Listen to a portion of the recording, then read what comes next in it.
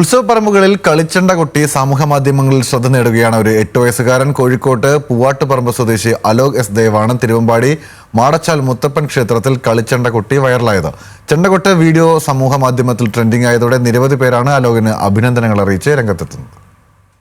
തിരുവമ്പാടി മാടച്ചാൽ മുത്തപ്പൻ ക്ഷേത്രത്തിലെ ഉത്സവത്തോടനുബന്ധിച്ച് നടന്ന ആഘോഷവരവിനിടെയായിരുന്നു അലോകിന്റെ ചെണ്ടകൊട്ട്. ഉത്സവത്തിന് പോയപ്പോൾ അച്ഛനോട് വാശി പിടിച്ചാണ് അലോക് ഒരു കളിച്ചണ്ട സ്വന്തമാക്കിയത്. അച്ഛൻ ബിബിൻ ദേശവരവിനെ കുഴൽ വായിക്കാൻ പോയപ്പോൾ അലോകും ഒപ്പം പോയി. പിന്നെ അവിടെ കണ്ട കാഴ്ച ഇതായിരുന്നു.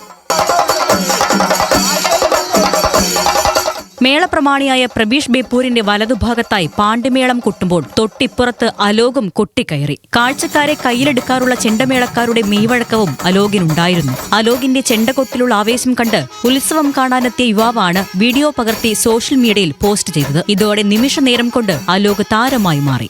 നടക്കുന്ന കൂട്ടത്തില് 4-5 അങ്ങാടികളിലൊക്കെ വന്നപ്പോ എല്ലാവരും ഞങ്ങളൊക്കെ കാലങ്ങളായിട്ട് ചെണ്ട കൊട്ടുന്ന ആൾക്കാരാണ്. പക്ഷെ ഞങ്ങളൊന്നും അതിൻ്റെ അകത്ത് എന്താ പറയാ ആളുകളുടെ ഇടയിൽ പെട്ടില്ല. പക്ഷെ ഇവനാണ് അതിൻ്റെ അകത്ത് എന്താ പറയാ ആളുകൾ മനസ്സിലൊക്കെ ഇപ്പം ചെണ്ടക്കാരൻ എന്ന് പറഞ്ഞു കഴിഞ്ഞാൽ എൻ്റെ ഈ മോനാണ് ഉള്ളത്.